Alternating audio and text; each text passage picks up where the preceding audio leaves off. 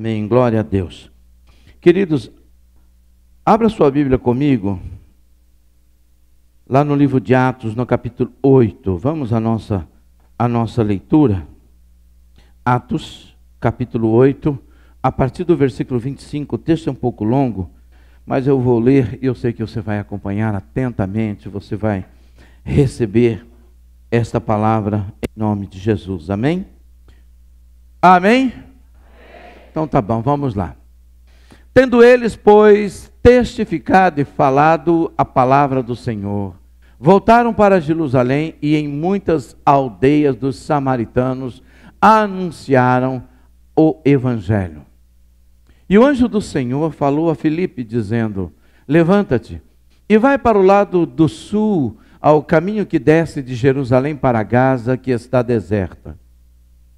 E levantou-se e foi, e eis que um homem etíope, eunuco, mordomo-mor de Candace, rainha dos etíopes, o qual era superintendente de todos os seus tesouros e tinha ido a Jerusalém para a adoração, regressava e, assentado no seu carro, lia o profeta Isaías. E disse o Espírito a Filipe: chega-te e ajunta-te a esse carro. E correndo Filipe ouviu que lia o profeta Isaías e disse: entendes tu o que lês? E ele disse: como poderei entender se alguém não me ensinar? E rogou a Filipe que subisse com ele e se assentasse. E o lugar da escritura que lia era esse: foi levado como a ovelha para o matadouro, e como está mudo o cordeiro diante do que tosquia, assim não abriu a sua boca. Na sua humilhação foi tirado o seu julgamento, e quem contará a sua geração? Porque a sua vida é tirada da terra. E respondendo o eunuco a Filipe, disse: rogo-te, de quem diz isto o profeta? De si mesmo ou de algum outro? Então Filipe, abrindo a sua boca e começando nessa escritura, lhe anunciou a Jesus. E indo eles caminhando, chegaram a uma certa água, e disse o eunuco: eis aqui a água, quem impede que eu seja batizado? E disse Filipe: é lícito, se creres de todo o coração. E respondendo ele, disse: creio que Jesus Cristo é o Filho de Deus. E mandou parar o carro e desceram ambos a água, tanto Filipe como o eunuco, e o batizou.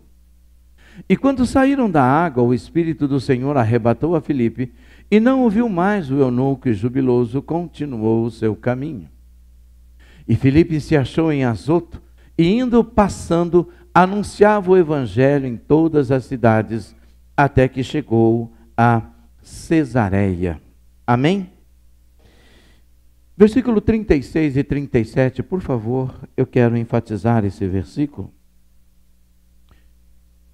E indo eles caminhando, chegaram a uma certa água, e disse o eunuco: eis aqui a água, quem impede que eu seja batizado? E disse Filipe: é lícito, se creres de todo o coração. E respondendo ele, disse: creio que Jesus Cristo é o Filho de Deus. Amém? Amém? Repita comigo: Deus é radicalmente santo, profundamente simples, e me ama com um amor imensurável. Você vai falar novamente, fale: Deus é radicalmente santo, profundamente simples, e me ama com um amor imensurável. Você crê nisso, sim ou não? Amém? Deus é isso. Como que a gente pode vencer os impedimentos na nossa vida? Todos nós passamos por fases e por momentos, e tudo isso faz parte da vida, faz parte do viver. E para o cristão, nós não estamos isentos dessas coisas. E embora nós acreditemos que Deus é radicalmente santo, profundamente simples, e que Ele nos ama com amor imensurável, às vezes, ou por vezes, quando a incredulidade entra no nosso coração, ela tem o poder de nos tornar pessoas cegas, pessoas medrosas. E nós não percebemos e nem experimentamos do que Deus tem para nós. Nós ficamos alheios, ficamos aquém de tudo aquilo que Ele quer que eu e você vivamos. E o que é pior, a gente não consegue perceber a glória de Deus se manifestando na nossa vida.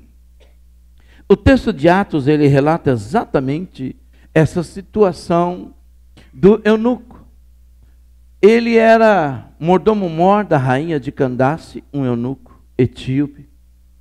Ele viajou num país que era antes do Egito, geograficamente nos localizando, mais de 1.600 quilômetros na carruagem, carruagem, para vir a Jerusalém adorar. Tinha condições, porque comprou o rolo do livro de Isaías, estava voltando para a sua terra, retornando mais 1.600 quilômetros, e o interessante é que ele estava lendo, e o Espírito de Deus manda que Felipe se encoste, chegue perto do carro, e ele estava lendo em voz alta, provavelmente sabia ler hebraico, porque não tinha outra tradução, senão o hebraico aramaico da língua, não é? Estava escrito nessa língua.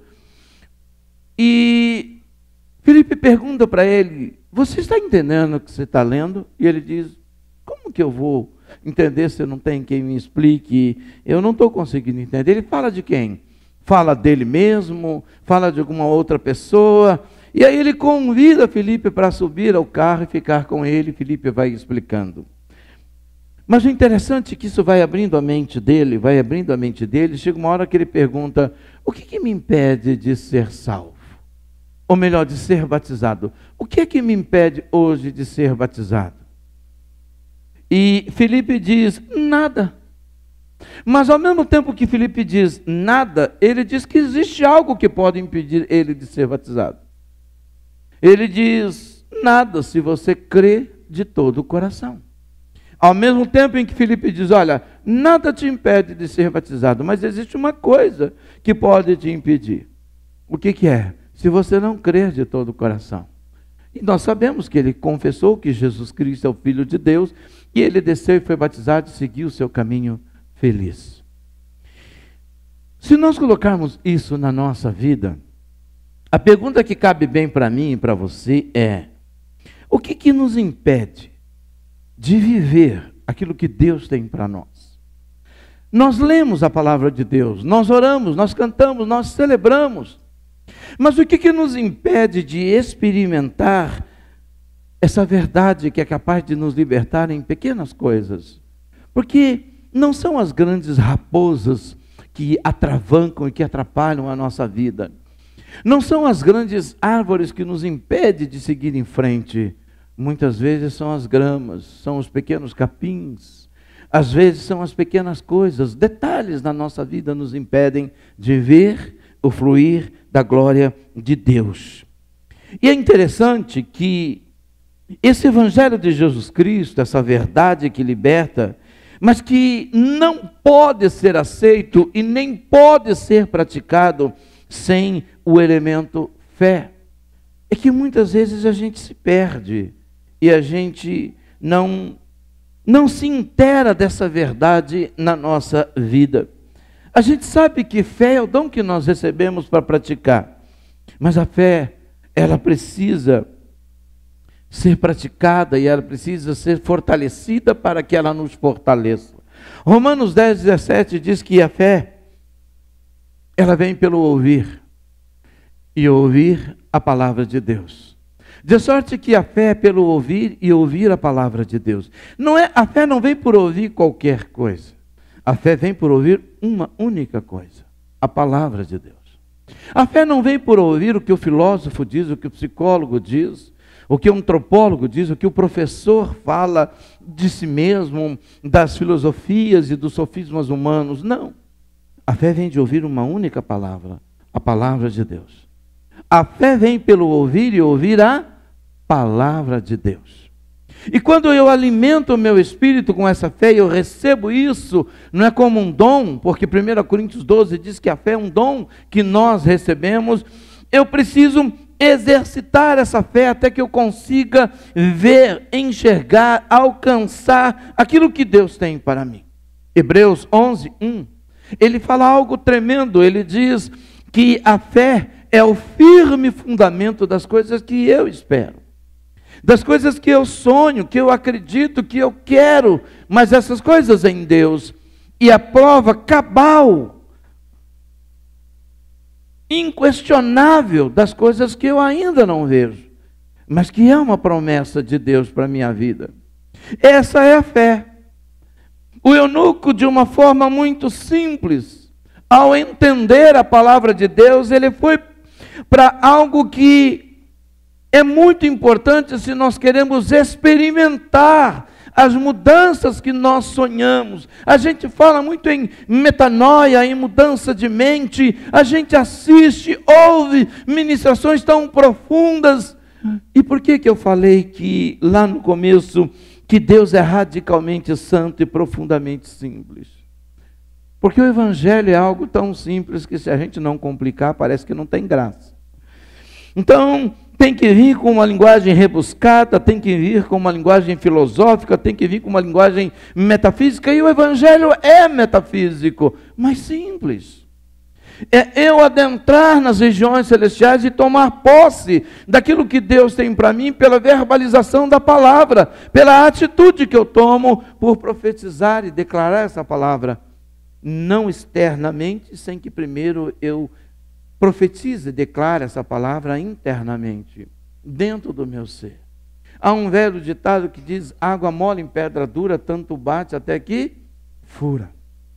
A repetição da palavra, a declaração, não como algo decorado que não passa pelo coração, mas uma mente que anseia por uma transformação e por ver a sua vida transformada, é que vai experimentar todas essas coisas.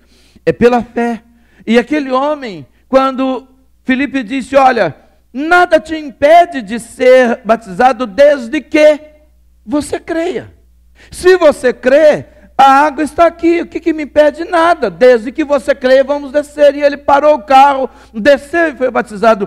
Algo tão simples, algo que parece uma bobagem na cabeça de alguém, mas para aquele eunuco foi tão significante, tão importante, tão marcante, que diz que ele foi feliz, ele foi jubiloso, ele seguiu o seu caminho, como que diz: algo diferente aconteceu na minha vida. Querido, ver a glória de Deus não é aquilo que você mostra para os outros, mas é aquilo que Deus revela para você.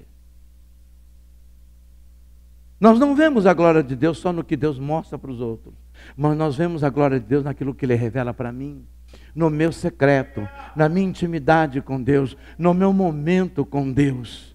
Vocês ouviram esse penúltimo louvor, quando o nosso pessoal louvou a Deus e falou: olha, muitos te chamam de Deus, muitos chamam de Senhor, muitos chamam, dão vários nomes, mas eu me atrevo, como quem diz, sabe, Senhor, me perdoe se eu estou te desrespeitando, mas eu me atrevo a sair dessa linha e te chamar de meu amor. Eu espero que a expressão dessa autora realmente seja a declaração da intimidade que ela tem com Ele.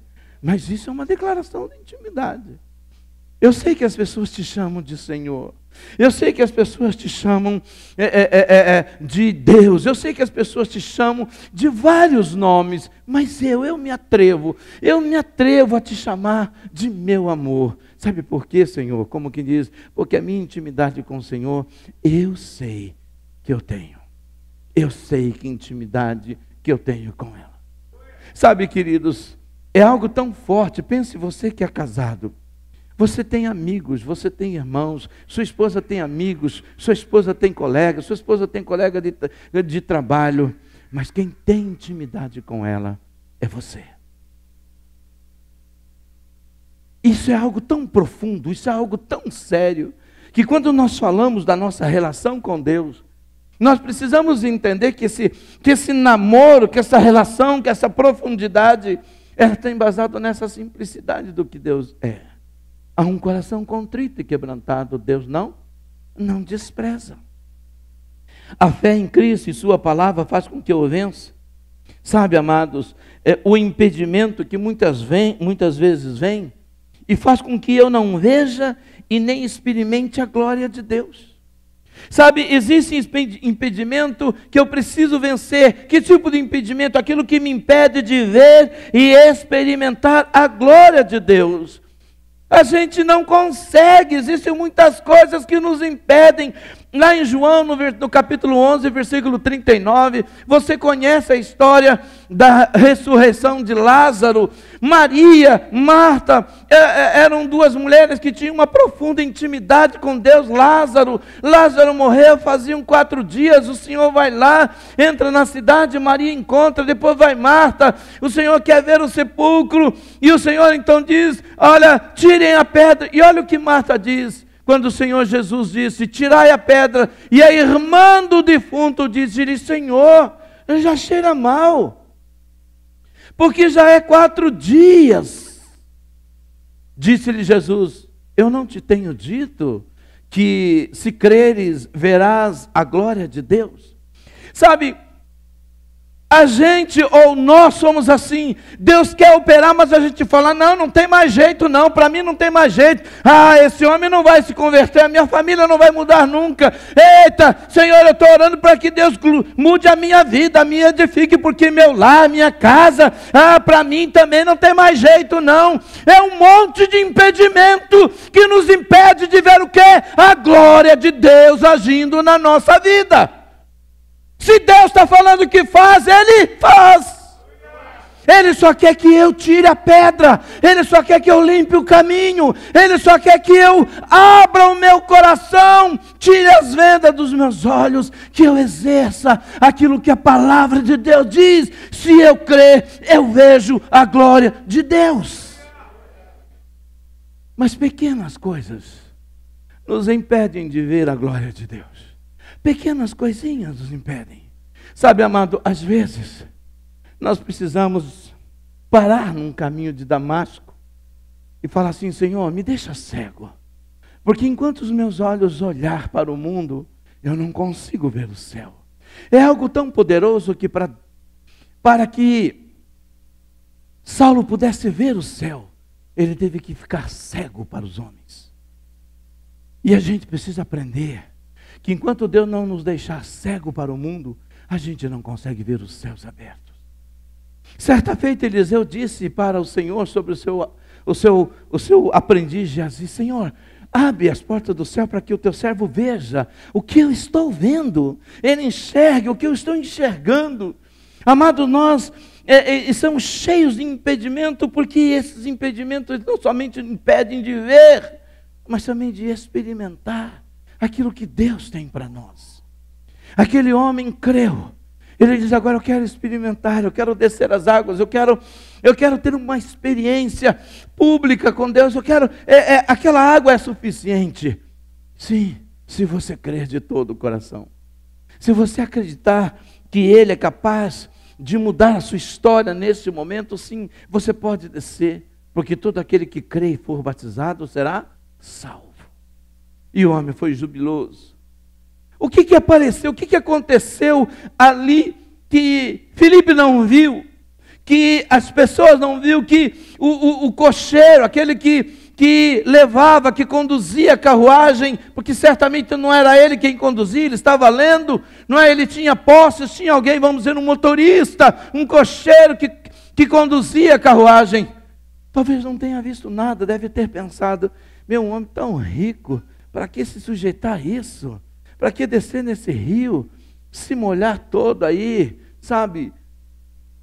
Mas não, porque existem glórias de Deus que as pessoas não veem, somos só nós. Só quem tem a intimidade com Deus pode ver. Por isso que o secreto de Deus é para cada um, é separado, é único, é singular. Ver e experimentar aquilo que Deus tem para nós. Mas existem impedimentos que não nos deixam. Outra coisa, queridos, é que às vezes o impedimento, ele vem e de fato nos impede de confiar na provisão e no cuidado de Deus. Isso é algo que tem sido tão forte. Sabe, o espírito de mamão, o espírito de avareza, o espírito nesse mundo de morte, de ganância, tem sido tão forte que tem levado cristãos a confiar muito mais na força do seu braço, na capacidade do seu intelecto, na sua formação, na sua condição humana, do que propriamente em Deus. Hebreus capítulo 13, versículos 5 a 6, lemos o seguinte: sejam os vossos costumes é aquilo que a gente tem como um padrão de vida, todos os dias, repetitivo, mas ele diz, sejam os seus costumes, seja o seu viver, sem avareza, contente-se com o que você tem, porque ele disse, não te deixarei, nem te desampararei. Olha que coisa interessante, ele diz ainda, e assim com confiança ousemos dizer, o Senhor é o meu ajudador, e não temerei o que me possa fazer o homem. Mas há algo que ele diz que é muito interessante, ele diz, contente-se com o que você tem. Existem pessoas que nunca estão satisfeitas com nada. Elas não conseguem ver a glória de Deus naquilo que Ele põe em casa. Ela tem o arroz, ela tem o feijão, ela tem o ovo, ela tem a carne, ela tem o café, ela tem o pão, ela tem tudo, mas ela quer mais. E não é pecado querer mais, é pecado não ser grato por aquilo que nós temos. Enquanto você não for feliz com o que você tem, Deus não te dará mais. Nós precisamos aprender a ser grato. Você não consegue ver a glória de Deus num pacote de arroz de 5 quilos, de 1 quilo, de 2 quilos, num pacote de feijão, num gás que você consegue. Não importa se você está conseguindo porque o governo tem te dado um vale, o governo te deu porque Deus mandou dar. O governo não faz favor aos filhos de Deus, o governo obedece a ordem para abençoar os filhos de Deus. Nós precisamos, amado, aprender a ser gratos pelo que nós temos. Nós gostamos de roupa de marca, de carro de marca, mas e a marca de Cristo em você? Quem vê? Nós precisamos aprender e atirar o impedimento que está ali, nos bloqueando de ver e de confiar na provisão de Deus todos os dias. Todos os dias, quando eu me acordo, na cama mesmo, eu falo, Deus, obrigado. Porque se eu abrir o olho, é porque eu estou vivo e eu tenho mais um dia para viver. Não sei se um dia, se algumas horas, se alguns minutos, mas é dádiva de Deus, é graça de Deus. Quantos deitam e não levantam? Quantos saem para trabalhar e não voltam para casa? Se a gente não aprender a ser grato a Deus pelo que nós temos, qual é o prazer que Deus tem de nos dar mais? Não existe prazer nenhum. E Deus não dá nada a mim ou a você porque nós merecemos. Ele nos dá porque Ele é infinitamente bom, misericordioso e gracioso. Sabe, nós precisamos confiar mais. E é a palavra, é a fé que me faz confiar nesse Deus, ter essa segurança nele, ter essa confiança nele, de acreditar que Ele provê. Não importa se os homens vão me prejudicar, vão me fazer algum mal, vão intentar algum mal contra mim, Ele diz, olha, eu não vou temer o que possa me fazer o homem. Estamos em um mundo de violência, em um mundo violento, um mundo que jaz no maligno. O mundo pode jazer no maligno, mas eu não, eu estou na mão de Deus. Eu sou guardado por Ele, eu sou protegido pelo Deus da vida, eu estou debaixo do sangue do Todo-Poderoso, amém? Aquele que me comprou, que me resgatou, que me selou, eu sou propriedade particular, você é propriedade particular do Senhor. Sabe, amados, às vezes você passa pelas ruas, ou você, principalmente em área de sítio, você está andando, chega no portão e está escrito assim, não entre, propriedade particular, cão bravo. Sabe o que está escrito no seu peito? O diabo olha assim, vê um selo, uma marca, e está dizendo assim, não entre, é dono do Todo-Poderoso, é filho do dono Todo-Poderoso. Ele é dono dessa vida, Ele é dono dessa pessoa, mas eu preciso acreditar, eu preciso crer nisso. Eu preciso viver dessa maneira, eu preciso resplandecer essa glória na minha vida. Eu sei que o meu Redentor vive, é Ele que guarda a minha vida todos os dias. confiar na provisão, confiar no cuidado dEle. Ah, pastor, então eu não preciso vigiar? Oh, vigia, né? Lógico. O crente é muito bom para orar, ele é horrível para vigiar. Tanto é que Judas escreve, orai e vigiai. E vigiar o tempo todo. Lógico que nós temos que vigiar. Mas eu estou dizendo, amado, desse cuidado, desse amor. Olha, a Bíblia nos diz que praga nenhuma chega na nossa casa. Mal nenhum, que sobre nós não vale encantamento. Você é povo de Deus. Você é filho e filha de Deus. Sabe, alguém lança uma palavrinha assim, ixi, eu não sei não, viu? Isso aí vai pesar sobre você. Nossa, lançaram uma palavra de maldição na minha vida. E aquele que se fez maldito para que você seja abençoado, e aí? Qual é o poder dele na sua vida? Porque eu vou dizer uma coisa para você, querido. Se o capeta na sua vida tem mais poder do que Jesus, então você está perdido mesmo. Mas João diz que Jesus veio a este mundo para desfazer as obras do diabo. Aleluia! Ei! Aleluia! Você vai falar agora, isso aqui é para o inferno. Diga assim, capeta. Se Jesus desfez, desfeito está. Você entendeu? Amém ou não amém? Então está feito. Ah, pastor, mas o problema é que às vezes, não tem às vezes não, para com isso. Tem senhor de às vezes não. Pastor, eu me sinto tão fraco, eu me sinto tão desanimado, é tanta luta, é tanta tribulação, é tanto problema, é tanta dificuldade. Ô querido, Paulo celebrava a Deus na cadeia, depois de apanhar, depois de tomar chibatada, ele ainda ficava celebrando, sabe, tipo, eu quero te chamar de meu amor, eu quero te chamar de meu amor, Yeshua, eu não importo, eu não tenho a minha vida por preciosa, contanto que a tua vontade se cumpra em mim. Senhor, o que eu quero é viver. Eu tenho um pai. Sabe quando um filho está no parque e o pai solta, ele sai correndo para lá, ele sai correndo para cá, e o pai fica assim: onde foi esse menino? Meu Deus do céu, para onde foi esse menino? Ai, onde foi esse menino? Vem aqui, menino. Você não está preocupado? Ele nem sabe o que é isso. Tem cristão que entrega a sua vida para Jesus e não tem nem unha. Aliás, está cotoco, não tem nem dedo. Tanta ansiedade, tanta tensão, falta, sabe? Ele é roubado no dia a dia, no quesito ser alegre, ser feliz, viver a vida. Pastor, mas o senhor não entende. Existem lutas, eu sei que existem, mas é a confiança no Deus da vida.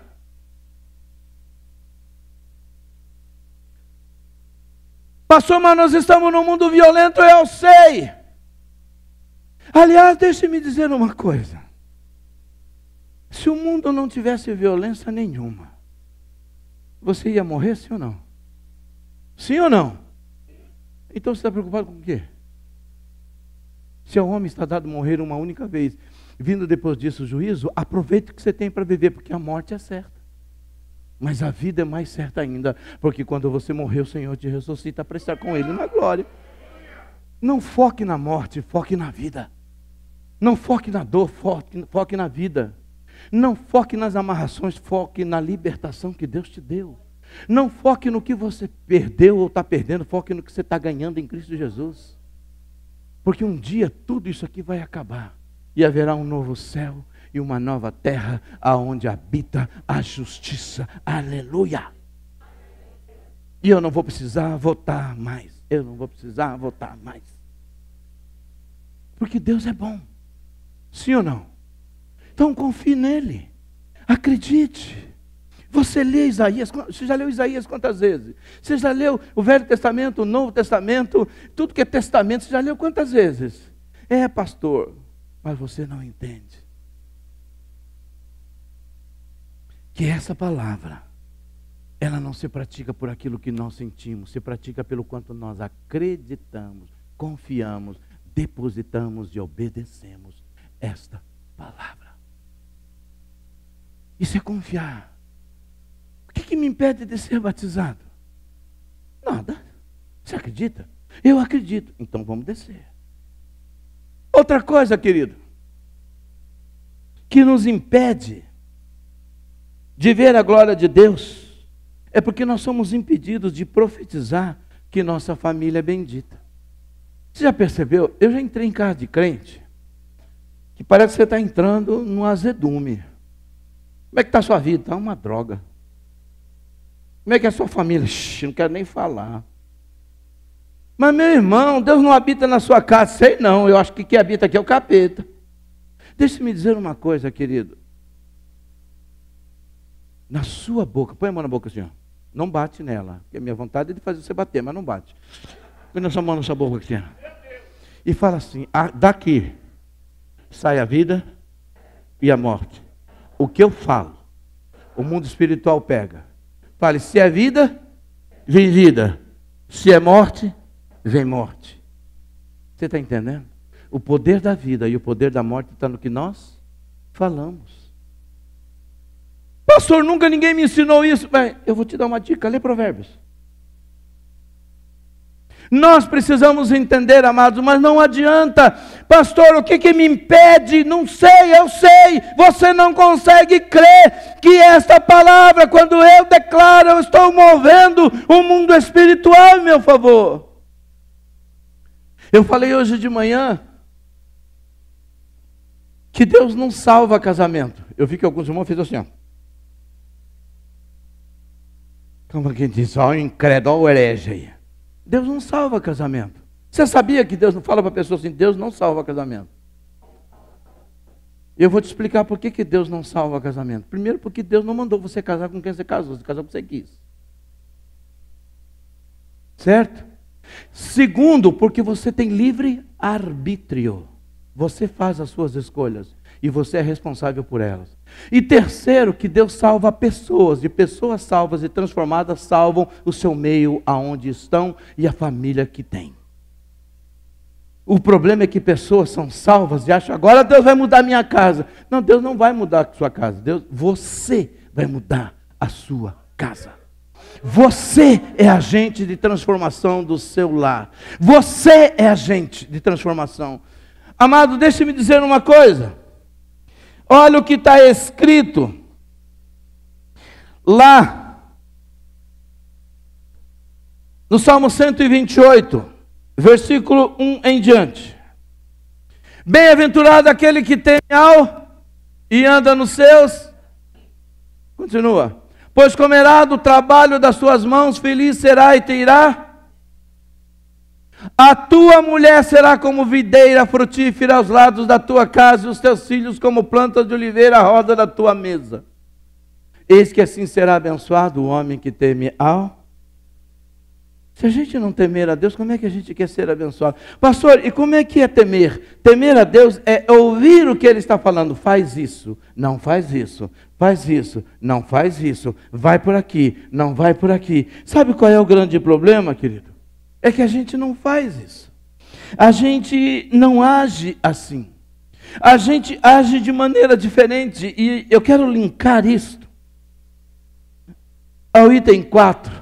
Que, às vezes, por a gente não profetizar na nossa família, a gente não desfruta do que o Pai Eterno tem para nós. Olha o que diz em Gênesis capítulo 3, versículo 17. E Adão disse, porquanto destes ouvidos à voz da tua mulher e comesse da árvore que te ordenei. Preste atenção. E Adão disse, porquanto destes ouvidos à voz da tua mulher e comesse da árvore que te ordenei, dizendo, não comerás dela, maldita é a terra por causa de ti, com dor comerá dela todos os dias.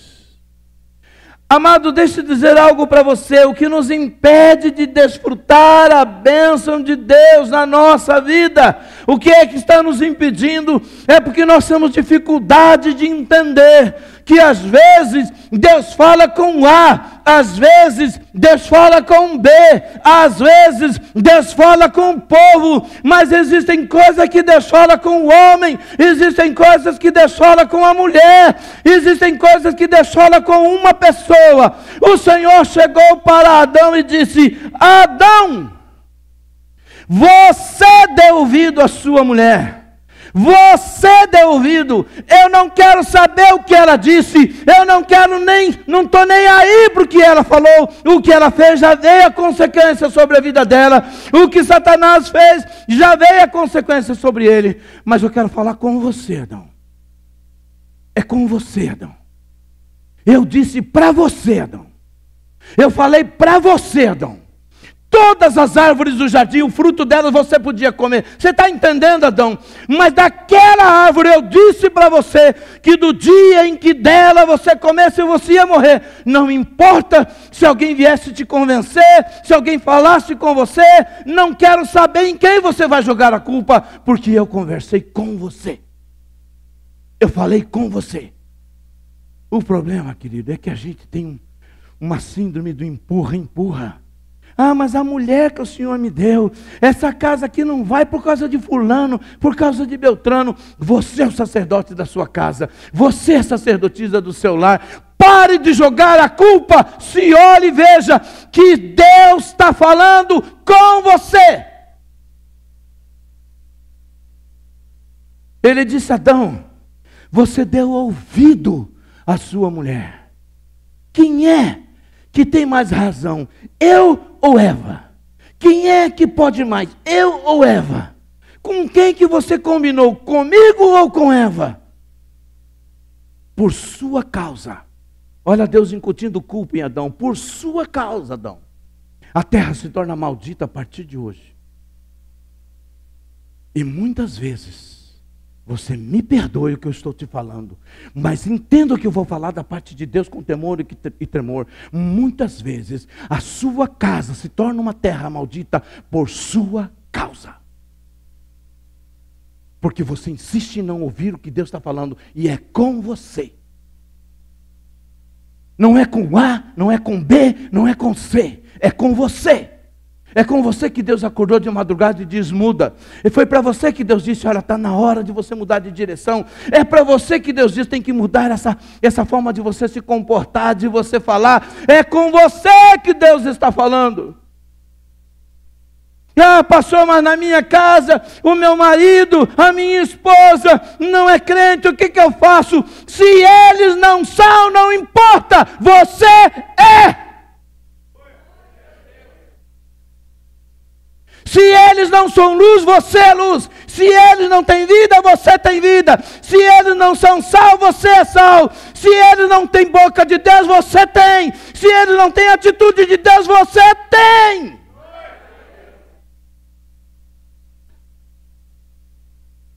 Quem está me entendendo? Pastor, eu não tenho força. Sabe por que você não tem força? Não.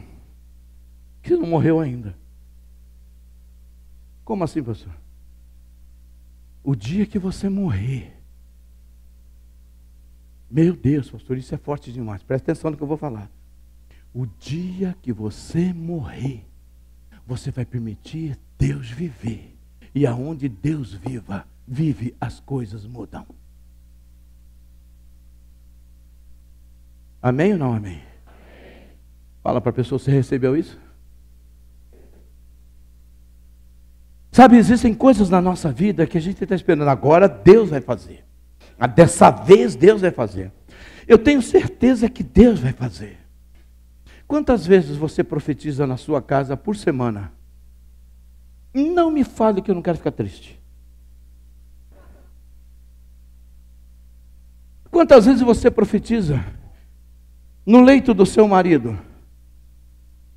Como assim, pastor? Você vai lá no leito dele e fala: Senhor, eu profetizo, porque o Senhor é o Deus que não dorme. Então, se o Senhor não dorme, o Senhor entra no sono, o Senhor entra no pensamento, o Senhor é capaz de mudar. Isso é profetizar.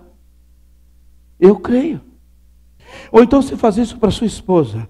Senhor, o meu filho está meio tortinho, mas eu estou aqui na cama dele, ó Senhor, profetizando em nome de Jesus, porque eu sei que o guarda de Israel não dorme. Porque tem gente que fala assim, oh Deus de Abraão, amém? Deus de Isaac, amém? Deus de Jacó, faz alguma coisa. Você não terminou a frase. Como não, pastor? Não. Ele é Deus de Abraão, sim ou não? Ele usou Abraão? Ele abençoou Abraão? Ele é Deus de Isaac, sim ou não? Ele abençoou Isaac? Ele operou na vida de Isaac? Ele é Deus de Jacó, sim ou não? Ele operou na vida de Jacó? Então, por que você não declara que Ele é seu Deus? Por que Ele vai operar na sua vida? Deus de Abraão, Isaac e Jacó e meu Deus.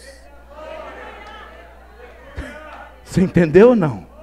Fale, Deus de Abraão, Deus de Isaac, Deus de Jacó e meu Deus. É meu Deus. Não é só deles, é meu também. Ele me salvou, Ele me comprou, Ele me redimiu, Ele me deu um novo nome, Ele escreveu uma história, Ele escreveu meu nome no céu, Ele me chama de filho, me fez herdeiro, Ele é meu Deus. Ele não é só de Abraão, Ele não é só de Isaac, Ele não é só de Jacó, Ele é meu Deus. E se Ele mudou a história desses homens, Ele muda a minha história também. Eu me recuso a ficar calado.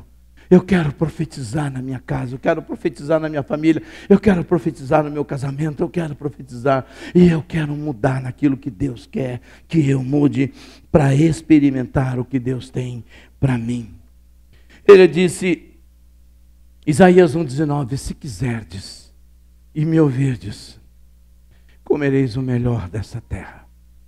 Sabe, comer o melhor dessa terra, querido, não é ter dinheiro. Tem gente que fala assim, nossa, eu vou comer o melhor dessa terra. Hoje, eu vou almoçar no Rubaiá. Não, nada disso. Gisele vai me levar lá, né? Hoje nós estamos brincando, nós vamos almoçar. Eu falei assim, Gisele, eu vou almoçar lá no Fazano. Ela falou, faz século que eu não passo lá, imagine Fazano. Né? Entendeu? Não... Vocês entenderam a piadinha ou não?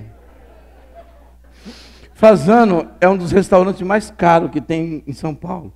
Então o nome é Fazano. E a gente faz um trocadilho. Fazano que eu não passo nem na frente. Não é?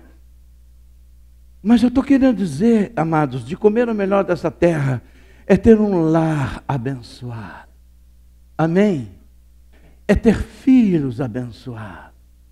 Mas deixe-me dizer uma coisa, cara, não se consegue nada nesse mundo sem trabalho. Tudo você tem que trabalhar muito, mas muito. Pastor, eu quero ter um lar unido. Para você ter um lar unido, você tem que ter o Ministério da Pacificação na sua casa. E você pensa que o Ministério da Pacificação é fácil? Não é não. É ser pacificador, pastor, eu quero ter um lar alegre na minha casa. Que bom, né? Como é que você levanta de manhã? Eita laranja.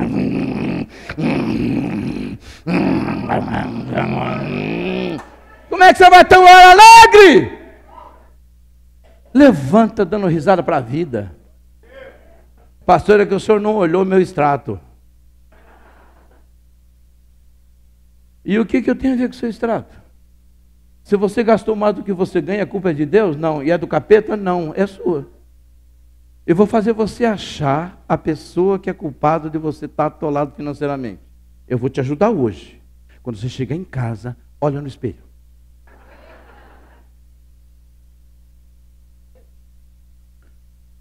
A gente precisa desfrutar do melhor que Deus tem para nós.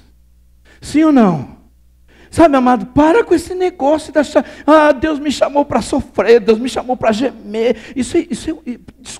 desculpa. Isso é conceito, sabe o quê? Da religião, que você já sabe, que eu não quero falar nome, porque hoje tudo que você fala dá processo contra você. Que vendia, que a única coisa de você alcançar o céu é você sendo pobre, miserável, é você comprando indulgência, você não podia ter nada. Não, não é isso. Eu também não estou falando que você tem que ser milionário, você tem que ser feliz. Olha que coisa interessante, o eunuco desceu nas águas e foi embora feliz. Aquele homem tinha dinheiro, mas quando diz que ele foi embora feliz, significa que ele estava tentando achar, encontrar o seu caminho, encontrar a sua felicidade, encontrar a razão de viver. Quem que não passa por dificuldade, quem que não passa por problemas, quem que não enfrenta isso? O problema não é isso, querido, o problema é que a incredulidade vem e ela impede a gente de ver a glória de Deus. Voltando lá no primeiro item, sabe, Marta, que ela aprendeu aos pés de Jesus, ela serviu Jesus, chamou a atenção dela, ela chega e fala assim, ela viu Jesus ressuscitar mortos, ela viu Jesus curar, fazer cego enxergar, paralítico andar, mulher com 12 anos, com fluxo de sangue, ela viu tantas coisas, ela ouviu, ela compartilhou, ela esteve ali, e porque o irmão dela estava morto há 4 dias, já cheirava mal.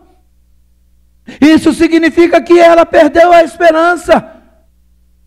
Quando os discípulos falaram, quando Jesus falou para os discípulos, vamos lá acordá-lo, eles falaram, Senhor, mas se está dormindo, está sossegado. Não, ele morreu. E olha o que eles falam, vamos lá para morrer com ele. E quando o Senhor fala para ela, fala, Senhor, já cheira mal há 4 dias. Querido, eu quero ser boca de Deus para dizer para você, o que está cheirando mal na sua vida vai mudar a partir de hoje, em nome de Jesus. Em nome de Jesus você recebe, sim ou não? Mas você precisa tomar posse da salvação. Sabe, você precisa tomar posse do que Deus te deu. E isso é algo muito forte. Olha o que diz em Efésios capítulo 2, 8 e 9. Porque pela graça sois salvos, por meio da fé, e isso não vem de vós, é dom de Deus. Isso não é mérito meu nem seu, é dele, não vem de obras, não é o seu trabalho que faz com que você alcance a salvação, mas a graça de Deus em você, para que ninguém se glorie. Mas olha o que ele diz em Colossenses 3, 1 a 4. Portanto, se vocês... Isso aqui é um texto para mudar a sua cabeça, mudar a sua vida. Você vai sair daqui voando baixo hoje. Quem crê nisso? Eu vou fazer outra vez. Quem crê nisso? Amém. Portanto, se já ressuscitastes com Cristo. Quem já ressuscitou com Cristo? Não. Quem já ressuscitou com Cristo? Amém. Amém. Buscai as coisas que são aonde Cristo à direita. Vamos lá. Pensai, coloca a sua cabeça lá, nas coisas que são de, e não nas que são da, porque vocês já estão mortos. Que silêncio foi esse? Vocês já estão mortos, e a vossa vida está escondida com Cristo. Ele está guardando vocês, Ele está protegendo vocês. E quando Cristo, que é a nossa... Peraí, se eu já estou morto, então a vida que eu tenho é de quem? De Cristo. Se manifestar, então vos manifestarei com Ele, hein? Mas para isso você tem que buscar as coisas do Gênesis, capítulo 1, 2, por favor. No princípio criou Deus os céus e a terra era sem forma aí, e havia sobre a face, e o Espírito de Deus, e disse Deus, e houve, presta atenção no que eu vou te falar. Presta atenção, isso aqui é libertador. Se Deus, que é Deus, precisou de luz para criar, por que você quer mudar as coisas em trevas? Se Ele, que faz caminho nas trevas, se Ele, que faz caminho na escuridão, precisou chamar luz para criar e organizar a sua vida e pôr em ordem o cosmos, por que você acha que vai fazer as coisas sem a luz de Cristo, sem a luz de Deus, sem a inteligência, a capacidade do Espírito? Sem que você ouvir Deus dizer para você: haja luz sobre a sua vida, haja luz do Espírito em você. Você precisa ter uma mente transformada, não tomar a forma do mundo, mas tomar a forma do céu. Pastor, como é que eu vou pensar nas coisas que são do outro? Isso aqui está aqui, ó. Isso aqui te transporta para a eternidade, te transporta para o céu, te põe lá em cima, te coloca num outro nível. Se você crê, você fica num outro nível, você vive numa outra dimensão. Isso não é utopia, isso não é inalcançável, é pela fé que nós mudamos de nível e Deus nos leva à dimensão espiritual para ver a glória dele na nossa vida. Só tem uma coisa que você precisa para ser feliz. O que é, pastor? Não é casar com aquela mulher bonita, nem com aquele homem rico, nem comprar o carro do ano. Não, pastor, não. Nem ter muita saúde, embora a saúde ajude bastante, né? Do que eu preciso, pastor? Nem desse copo d'água. Você precisa entender quem você é em Cristo Jesus. Sabe, quando o mundo falar assim, você não é nada, você vai falar: eu sou filho de Deus, e eu posso tudo naquele que me fortalece. Quando alguém falar para você assim: Deus te abandonou, você vai falar assim: não, eu tenho um pai que nunca me deixou e que nunca vai me deixar, porque ele disse: ainda que meu pai e a minha mãe me abandone, ele todavia não me deixa. De repente o diabo diz: agora você está morto. Eu falo assim: não tem problema, porque se eu morrer eu tenho a garantia de que ele vai me ressuscitar. Pastor, o que Deus quer que eu faça? Só que você viva a vontade dele, que você cumpra a vontade dele, que você deixe ele viver em e através de você. Mas para isso você tem que tirar os impedimentos. Para isso você precisa tirar o impedimento da incredulidade, parar de olhar para as coisas que estão neste mundo, parar de olhar para as coisas que te cercam, que te prendem, que te aprisionam, parar. Você tem que olhar para essa palavra e falar: Senhor, eu quero entender o que eu estou lendo. Senhor, eu tenho o Espírito Santo, e a tua palavra diz que ele me conduzirá a toda a verdade, ele vai me ensinar. Então eu quero aprender o que eu estou lendo, eu quero aplicar isso na minha vida. Eu sei que eu posso ser uma esposa melhor, eu posso ser um marido melhor, eu posso ter uma família melhor, eu sei que eu posso. Eu sei que eu posso me deixar ser transformado, Senhor. Não é meu temperamento que dita as minhas regras, a minha vida é o Espírito Santo. Ah, mas eu sou assim mesmo, é o meu temperamento.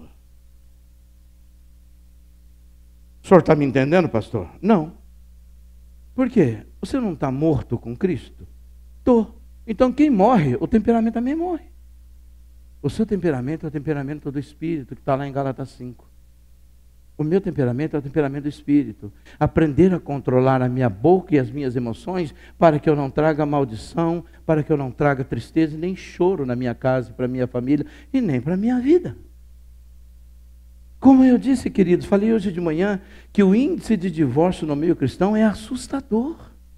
É absurdo. É absurdo. Ah, pastor, meu casamento está acabando por causa do quê? Por causa do quê? Pastor, a minha família não tinha mais jeito. Não tinha jeito por quê?